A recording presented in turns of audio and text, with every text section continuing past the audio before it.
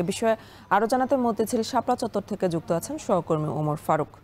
ওমর, বিভিন্ন দলের নেতাকর্মীরা জড়ো হতে শুরু করেছে কিনা জানাবেন, আর কয়টা নাগাদ স্মারকলিপি জমা দিতে যাবেন তারা, বিস্তারিত জানাবেন।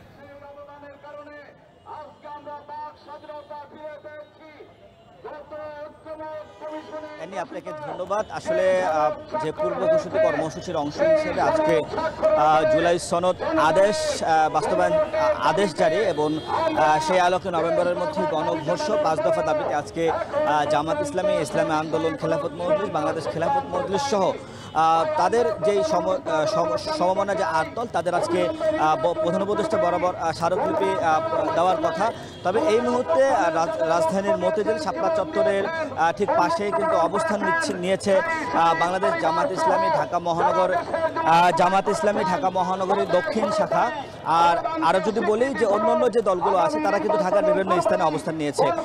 তো আমরা দেখেছি কিছুক্ষণ আগেই যে জামাতের ঢাকা মহানগরী দক্ষিণের যে বিভিন্ন থানা থেকে তারা কিন্তু ছোট ছোট মিছিল নিয়ে আজকে এই সমাবেশস্থলে এসেছেন এবং এই মুহূর্তে আমরা দেখতে পাচ্ছি যে আসলে সড়কের এক পাশে তারা অবস্থান নিয়ে তাদের যে দাবি, অর্থাৎ যে নভেম্বরের মধ্যে জুলাই সনদের জন্য গণভোট এবং আদেশ জারি, সেই বিষয় কিন্তু তারা এখন এইখানে সংক্ষিপ্ত বক্তব্য দিচ্ছেন। আপনাকে বলে রাখি আসলে বিভিন্ন বিষয় নিয়ে, অর্থাৎ রাষ্ট্র সংস্কারের যে 84টি বিষয় নিয়ে যে রাজনৈতিক দলগুলো যে প্রস্তাবে সম্মত হয়েছে এবং জুলাই সনদে স্বাক্ষর করেছে, জুলাই সনদ আসলে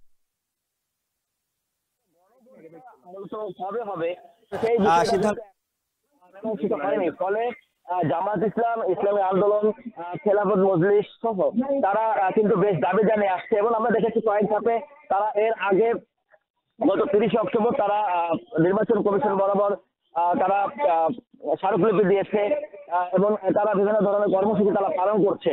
তারা বলছেন যে আসলে এই যে রাজনৈতিক দলগুলো পালন করছে, তারা বলছে এই যে রাজনৈতিক দলগুলো বসে যেই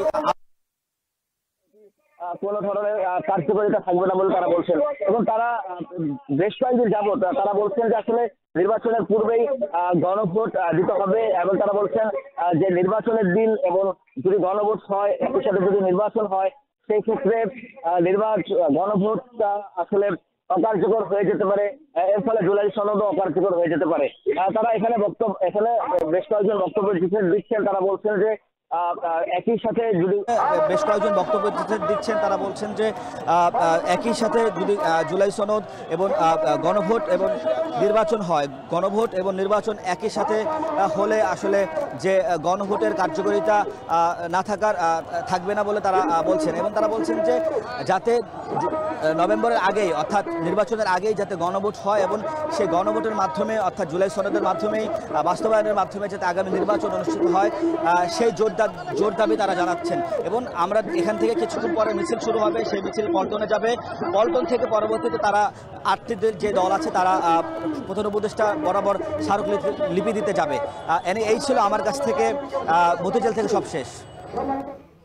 আজ প্রধান উপদেষ্টা বরাবর স্মারকলিপি জমা দেবে জামাত সহ ইসলামী সমমনা 8 দল, সে খবরে জানাচ্ছিলেন সহকর্মী ওমর ফারুক।